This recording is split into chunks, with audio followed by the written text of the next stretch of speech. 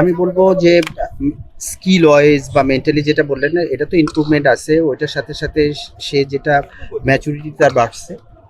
হ্যাঁ, সে এখন খেলা নিয়ে যেভাবে আগে চিন্তা করতো আমি কিভাবে জানি না, তো এখন যেভাবে চিন্তা করছে আসলে ওর এই ম্যাচুরিটিটা অনেক ভালো হয়েছে, তো এটা ওর পারফরমেন্সের মধ্যে ইফেক্ট করবে। এবং আমার কাছে মনে হয় যে এখনো তার অনেক কিছুই করার আছে।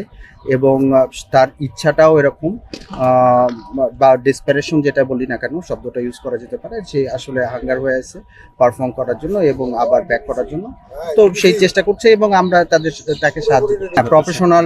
আমি ম্যাচুরিটি কথাটা শুধু আমি স্কিল ওয়াইজ বলি নাই বা ফিটনেস ওয়াইজ বলি নাই, এটা লাইফস্টাইলের সাথেও সম্পর্ক বা এবং কমিউনিকেশন, যেটা আগে একটা বড় প্রবলেম ছিল। তো এইসব জায়গায় আমার কাছে মনে হয়েছে যে সে অনেক আগে থেকে অনেক ম্যাচুরিটি দেখাচ্ছে। সমালোচনা নেবে এটা হচ্ছে সে কিভাবে আসলে করবে, সেটা হচ্ছে আমার কাছে মনে হয় আগের থেকে তার এটা অনেক ভালো হয়েছে।